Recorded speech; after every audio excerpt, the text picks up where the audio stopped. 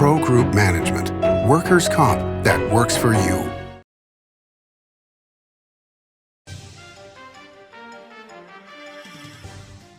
Welcome to Nevada Newsmakers. Today we are going to be speaking with philosopher and energy expert Alex Epstein, author of Fossil Future. That's next on an all-new Nevada Newsmakers. Retail's impact on Nevada's economy? Enormous. 8,600 businesses, large and small, employing 145,000 workers. And last fiscal year, retail paid tax on nearly $60 billion in sales. We're the Retail Association of Nevada. We support retail, we help it grow, and we mean business. RANNV.org. With Nevada's only transplant center and verified burn center, the science is here. With award-winning cardiologist and the state's only dedicated heart failure clinic, the talent is here. With Nevada's most advanced robotic surgery, the technology is here. And with the Silver State's only designated pediatric trauma center, hope is here. All because we are here. UMC. The Nevada Builders Alliance has been protecting the interests of the construction industry for over 50 years. Our programs save members thousands of dollars every year and allow them to provide much-needed benefits to their employees. Our industry also allows Nevada to grow. If you're thinking about a career in the construction industry, reach out. And if you haven't thought of a career in construction, what are you waiting for? We are the Nevada Builders Alliance. Nevada Newsmakers Studio is located at the headquarters of the Nevada Trucking Association. Motion and purpose are a truck's greatest virtue. This is Nevada Newsmakers with host Sam Shad, a no-holds-barred political forum. Now, from the Nevada Newsmakers broadcast headquarters, here is Sam Shad. Welcome back to Nevada Newsmakers. We are here with philosopher and energy expert and author of Fossil Future, Alex Epstein. Alex, thank you so much for coming on our show. Thanks for having me. So, Alex, I love the premise of your book. It is Fossil Future, Why Global Human Flourishing Requires More Oil, Coal, Natural Gas, Not Less, which is, contrary to what we hear from the media, what we hear from a lot of our politicians. And I think that your book, more than anything, best book I have read in a decade, really makes the case for fossil fuels being able to contribute, not just to human flourishing, but to really mitigate a lot of that environmental damage. And one thing that I think you did a phenomenal job on is talking about the unempowered world. So can you talk to our viewers a little bit about that? About the unempowered world in particular? Yes. Sure. So I call what we live in, we sometimes call it the developed world, which is a good term, but I'll call it in Fossil Future the empowered world, because what it's really capturing is that the key to development is that you are empowered to use machines to produce value for you. If you don't have machines that can, say, make you 1,000 times more productive for agriculture, or machines that can, say, be an incubator for a baby, like if you don't have those kinds of machines, you live a very poor life. And yet 3/4 of the world is, by our standards, unempowered. And, maybe half, a little under half the world is obviously empowered. So you have 3 billion people using less electricity individually than a typical one of our refrigerators. So you just think about how little electricity they're using, and more broadly, how little energy they're using. And then it just becomes obvious the world needs far more energy. And yet our number one talking point on energy is that we need to rapidly eliminate by far the number one source of energy, the source of energy that provides 80% of our energy and is currently still growing, namely fossil fuels. So it's once you start thinking about the unempowered world, it really starts to make you scared about even any talk about restricting any form of energy at this stage of the game. And those folks in the unempowered world are burning wood and animal dung. Yeah, I mean, that's part of it. So that's very, not healthy. Particularly, it's often done indoors. But the main thing is they just have very little energy. So it's primitive sources of energy, basically what they're doing. is they're scrounging up the forms of energy they can afford. And what happens is, the cheapest forms of energy for primitive people are just the things that happen to exist in their local environment. So dung from animals, for example, or wood.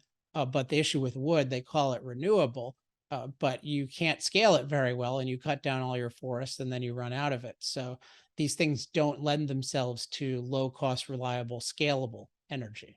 And that's something that we have learned throughout human history, whether it was Britain, 300 years ago, we've had timber famines in places like Turkey. And it really was the fact that we had fossil fuels, or we had coal, that was able to get us past that. One of the things you talk about in your book that I absolutely love is man's ability to control climate through fossil fuels. And when you look at the number of deaths that have occurred because of weather-related events, because of wildfires, because of natural calamities, what has happened since we've started burning fossil fuels? Because the media, when we listen to them, we think that everything is worse. Yeah, definitely the situation has gotten much better. It's just occurred to me, you could think of it as something like infectious diseases. Like, what's the state of danger from infectious diseases now compared to 100 years ago? I mean, it's unbelievably less, right, than it used to be. Why? Because we have, in effect, infectious disease mastery. We've figured out how to neutralize many of these dangers. Now, have we contributed to the spread of any infectious disease? Definitely, even leaving aside different kinds of lab leak type things with COVID. I mean, just even us being around is going to lead to spreading of certain infectious disease. So imagine if you said, hey, the world is in an infectious disease crisis right now, not just the future, because look at all of the impact we've had, but you ignore the mastery. And this is what happens with climate. All we're focused on is how are we impacting it, and how are we impacting it negatively. And what's being lost is the most significant thing, which is that we are masters of climate. So you take something like drought, where whatever we've done to drought, if we've made it worse at all, our ability to neutralize drought through irrigation, through crop transport, stuff like that, is so powerful that drought-related death is down 99% over the last 100 years. So we're actually in a climate renaissance if you factor in our mastery ability, and yet the world thinks we're in a climate crisis. And let's talk about why they think that. It's because, we have a media knowledge system. It seems like, a global government that is doing everything they can to, not necessarily ignore the data, but distort the data that is out there to push the fact that we are living in a climate catastrophe. Definitely. I mean, as we're recording this, we're still in the aftermath of Hurricane Ian in Florida. And I have a piece, if people want to follow my current stuff, they can just go to alexepstein.substack.com. And I have a piece coming out, today as of October 5th. It'll be out when you see this probably, on hurricanes and extreme weather distortions. And it's just amazing to the extent to which it's totally ignored how much safer we are from these things because of all the neutralizing efforts we can do that are all powered by fossil fuels. The other thing is there's a very strong effort to what I call catastrophize any relevant science. And that often includes just deliberate distortion. So you take something like the New York Times will show something that says, hey, hurricane frequency is going up. But the reason they'll do that is they'll take 1980, which is considered a low point for hurricanes, and they'll start then. And so I have that juxtaposed with papers saying, hey, this is the low point, doesn't make sense to start then. And if you look at the actual research, the claim isn't that hurricane frequency has increased. And in fact, there's strong belief it'll decrease. It's that the intensity will increase. But even there, it's 1 to 10%. It's not 100% or 200% like we're led to believe. So it's very clear, as I put it in chapter 1 of the book, we have a set of institutions, I call it a knowledge system, that ignores the benefits of fossil fuels. And then in chapter 2, I show it catastrophizes the side effects. So on this logic, you would have no vaccines, no antibiotics if you thought about medicine that way. We are here with Alex Epstein. He is the president for the Center for Industrial Progress and the author of Fossil Future. And we're going to be right back with him on Nevada Newsmakers. For now, abortion is legal in Nevada. But Adam Laxalt wants to change that. He called Roe versus Wade a joke. Roe v. Wade was always a joke. Electing Adam Laxalt means giving Mitch McConnell the power to pass a nationwide ban on abortion that would overturn Nevada's abortion protections. Adam Laxalt has shown us who he is on abortion. We should believe him. SMP is responsible for the content of this ad. Ahern Rentals began as Signal Gas Station on Las Vegas Boulevard. Founder John Ahern grew the business by offering rentals. His son Don built on John's legacy, growing Ahern Rentals into the largest independently owned American rental company, with 89 locations in 30 states. Don also brought his experience and vision to equipment manufacturing with Extreme Manufacturing and Snorkel. Today, Ahern Rentals continues to bring its family values to a new generation. Learn more at ahern.com. As you know, Reno is booming. Toll's development company is helping it grow with insightful design and development, building community with every project, adding beauty, adding excitement, emphasizing our shared humanity. Reno is becoming bigger. Toll's development is helping it become better, more livable, more enjoyable. To learn more, go to tollsdevelopment.com. tollsdevelopment.com. This is Nevada Newsmakers. Welcome back on Nevada Newsmakers. We are here with Alex Epstein, hopefully I did it right that time, who is the president of the Center for Industrial Progress and the author of Fossil Future, Why Global Human Flourishing Requires More Oil, Coal, and Natural Gas, Not Less. Alex, when I think about what it would take to hit the net zero goals by 2050 in terms of mining, in terms of mineral resources, it seems like what we have today is actually much better for the environment than what we're being pushed into. I think about the question differently. So I agree with what you're saying in general terms, but I don't think we should entertain the idea of being net zero by 2050, given technology, like given the actual ability, like leaving aside all the mining requirements and this kind of thing. Just there's no known way to do this on this timetable or anywhere close to it. We're in a world where fossil fuels provide 80% of the world's energy. They're still growing because they're uniquely cost effective. And people are saying in less than 27 and a half years, we're going to eliminate them and provide energy for both the 2 billion people who have abundant energy and the 6 billion who don't.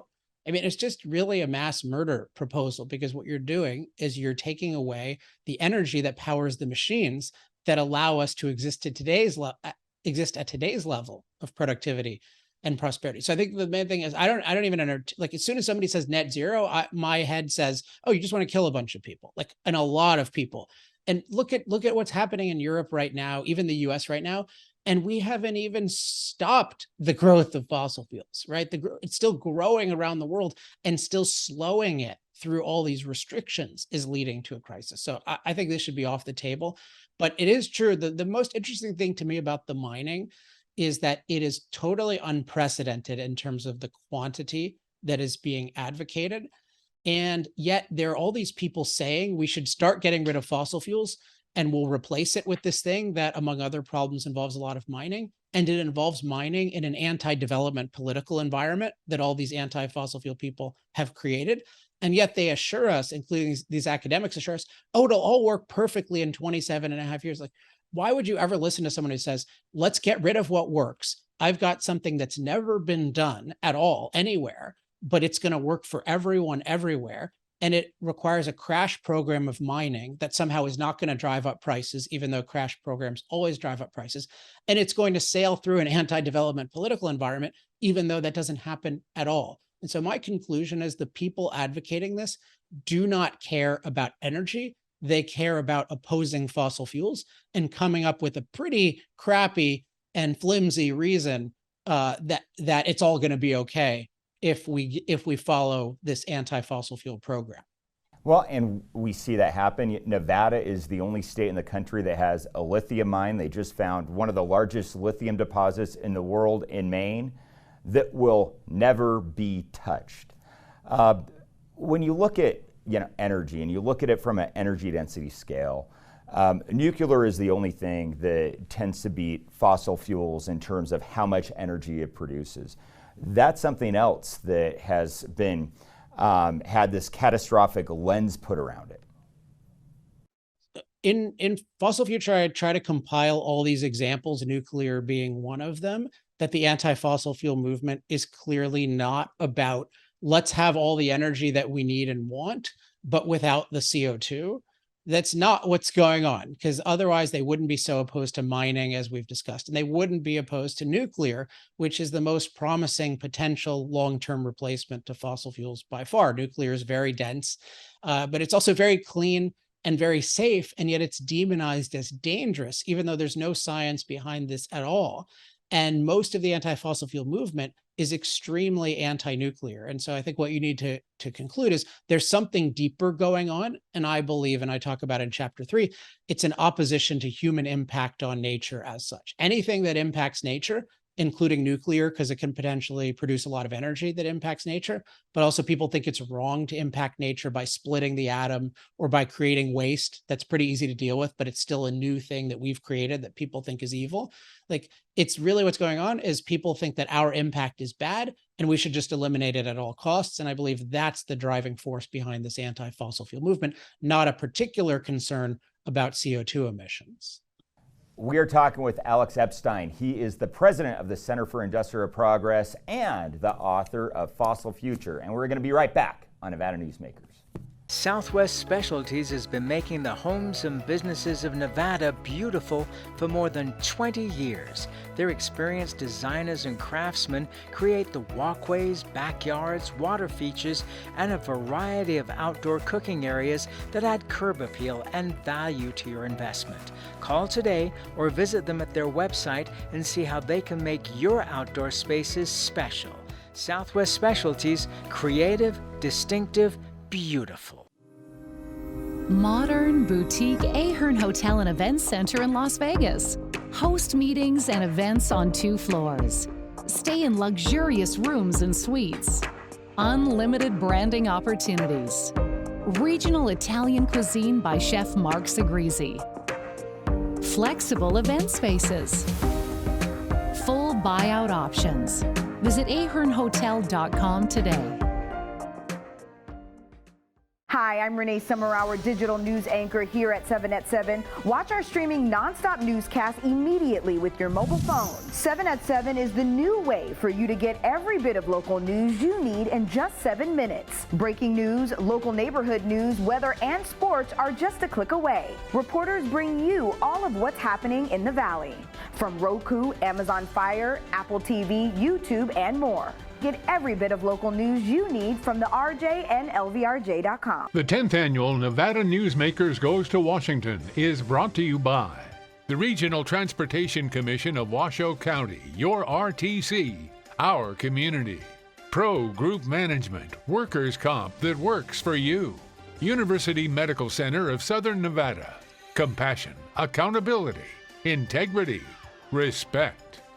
The Nevada Mining Association, mining a better future for Nevada.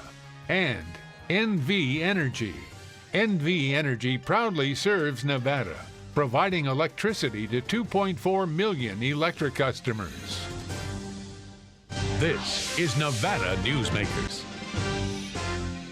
We are back with Alex Epstein, president of the Center for Industrial Progress, author of Fossil Future. Alex, we talk about human impact. In your book, you talk about one of the biggest public health hazards that we have, and it's something we were experiencing here in Reno, Nevada last month, was the mismanagement of the California forests. Yeah, I think of it as, imagine that this was a private company, landowner industry. It would be considered the #1 polluter in the US and it would be shut down. And so we really need to take that seriously. This is a huge environmental hazard. And basically what you've done is you've had a set of policies that say, hey, we're going to leave these trees here in a way where the fuel load is going to build up, where in other ways they're not going to be properly managed. We're not going to build barriers. And oh, by the way, lots of people want to move nearby them too. And then we're going to be shocked whenever there's an out of control fire. And then we're going to blame climate change, which just means blaming fossil fuels, which doesn't make any sense scientifically because the main thing is the fuel load. But also in terms of responsibility, it's useless. Like whatever role fossil fuels have, you have no near-term way of lowering CO2 levels in the atmosphere. So if you're Newsom or Biden, you need to be focused on what can we take control of. And there are very, very good ways of mastering wildfires, but they all involve impacting nature. And so this move to minimize or eliminate our impact is making us in danger from dangerous wildfires. You know, Alex, one of the things I appreciate about your book more than anything was how you reframe the argument. And, you know, you have a different background than a lot of people that write about climate. Can you tell us a bit about your background and, you know, how you use that to reframe this discussion? So the basic thing is I think of myself as primarily a philosopher and secondarily an energy expert, though I have been studying energy for 15 years. So I know quite a bit about it. But what philosophy really helps with is looking at the fundamentals of your thinking. And so one thing is your thinking methods. And I mentioned that our leaders tend to ignore the benefits of things and then catastrophize the side effects. That's a bad thinking method. But then there's also false assumptions. And one assumption we have is that our impact is inevitably going to destroy us, which is based on what I call the delicate nurture view of Earth that people can learn about in Fossil Future. And then the other one has to do with how we evaluate what's a good and bad Earth.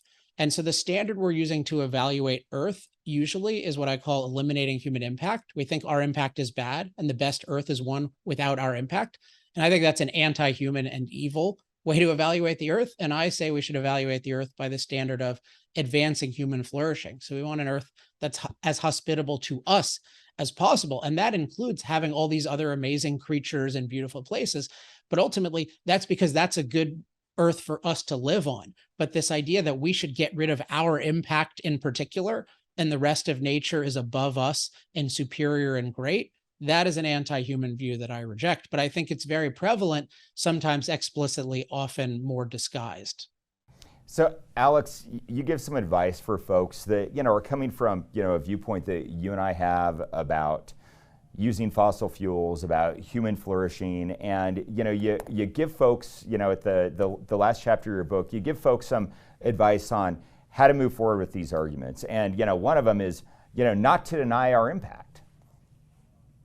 Well, definitely, yeah, you don't want to deny the impact. I mean, you want to always come across as somebody who is honestly concerned with making human life better on this planet. And part of that is you carefully weigh benefits and side effects of different things. So it does no good to say, oh, there's no negative side effects of what I do. And it does no good also to be too territorial. If you're, you know, let's say the oil industry and then you're opposing the coal industry or something. Like I generally oppose this kind of thing. I think you should be, or opposing nuclear for that matter. That's really bad. Like you should really be, I'm for what I call human flourishing. So human beings living, you know, their best possible life on Earth. And then let's really look carefully at what advances that and what doesn't. And if you come across that way, it becomes very clear that the people who are opposed to industry in general and fossil fuels in particular are not doing that. And then you justifiably win those debates. So it's much better than just seeming partisan or just seeming like you're focused on arguments that advance your particular industry, but that aren't particularly honest. You know, Alex, there's something you said, and I've been guilty of using this argument where we talk about, hey, it's all of the above energy policy. And, you know, you're saying, hey, we should stop saying that. We should talk about what the best energy policy is, what the best source of energy is. Yeah, I always think of it as always the best, right? That's your policy with everything else. You don't say like, oh, I'm going to build skyscrapers out of every material, right? So I'm going to use some balsa wood and some steel and this kind of thing. And you don't say like with computers, I'm going to use a really good one and then I'm going to use a terrible one and I'm going to use an abacus. So it doesn't make any sense. It's all sides are using all of the above to avoid this issue of the best. Yeah. So the policy in a free market is always the best. And that's situational. So in some cases, gas will be better. In some cases, coal will be better. In some cases, particularly some off-grid situations, solar will be better. But it's this idea that we need some arbitrary mix of every random thing that happens to be on the market. And that's a good idea. You would never do this in your personal life. So don't advocate it as an energy policy. You know, Alex, I've really enjoyed this conversation, and I'm just going to tell our viewers, if you're watching this, you want to see Alex more, Please, let's get him on the Joe Rogan Show. Please reach out to the Joe Rogan Experience. Let's see if we can get Alex on here. I'm looking forward. We're only doing, what, 22 minutes here? You know, a 3-hour conversation with you and Mr. Rogan, I think, would be phenomenal. If people want to learn more about you, energytalkingpoints.com. That's a great place to start, and just make sure you get on the newsletter so that you can get new talking points every Wednesday. And Well, hey. Twitter, I'm on Twitter a lot, so at Alex Epstein. One of my favorite follows on Twitter, and once again, best book I have read in a decade, Fossil Future. Alex, thank you so much for your time today. Appreciate you coming on Nevada Newsmakers, and we are going to be right back on an all-new Nevada Newsmakers. Early in the morning or throughout the night, professional truck drivers are on the job, serving you, safely moving freight that's crucial to our economy. From the oldest industries to our newest innovators, from the exotic to the everyday, trucks are everywhere, moving everything. Never afraid to embrace a future that makes Nevada and our nation stronger. Trucking moves America forward. What do you count on? You count on your power every day. At NV Energy, we've always powered what's important to you, but we're not looking at the past. We're focused on the future. While our standards are high, our rates will remain low. And our commitment to renewables isn't just meeting standards, but leading the way. Because you can count on more than just your power. You can count on the company who brings it to you. That's our promise. You can count on it. I'm here at the Carson Valley Inn in Minden with Joey Whitaker. Entertainment here at the Carson Valley Inn is extraordinary. Yeah, super proud of the TJ's Corral, our outdoor venue, about 1,500 seats. We've had first-class entertainment out there. We've had Merle Haggard, we've had Chris Young, we've had Lee Bryce a couple times, we've had Pat Benatar, Joan Jett, who's in the Hall of Fame. We're real proud out there, and it's just a great time. Watch CarsonValleyInn.com and grab those tickets early. It's not a long way to get away to the Carson Valley Inn. Pro Group Management specializes in providing industries with the necessary components to satisfy and exceed workers' comp requirements. Every business has unique needs and specific regulations. Pro Group Management stays ahead of the curve, providing up-to-date services to keep your industry in top form. Discover how we simplify your tasks, improve efficiency, and reduce expense to keep you moving in a positive direction. Pro Group Management, workers' comp that works for you. Everyone is talking about opioids, but they're not the only drugs that can be harmful if taken in large quantities or not as prescribed. You also need to be aware of side effects from anxiety drugs, muscle relaxants, sleep aids, and stimulants. Mixing prescription drugs with other drugs or alcohol can be dangerous. If you take an Ambien with a glass of wine, it may be enough to stop you from breathing. Prescribed drugs can be just as dangerous as illegal drugs. Take medications only as directed. The 10th annual Nevada Newsmakers Goes to Washington is brought to you by the Regional Transportation Commission of Washoe County, your RTC, our community. Pro Group Management, workers' comp that works for you. University Medical Center of Southern Nevada. Compassion, accountability, integrity, respect. The Nevada Mining Association, mining a better future for Nevada. And NV Energy. NV Energy proudly serves Nevada, providing electricity to 2.4 million electric customers. You can watch this interview and all of our interviews at NevadaNewsmakers.com. Thanks for watching and listening.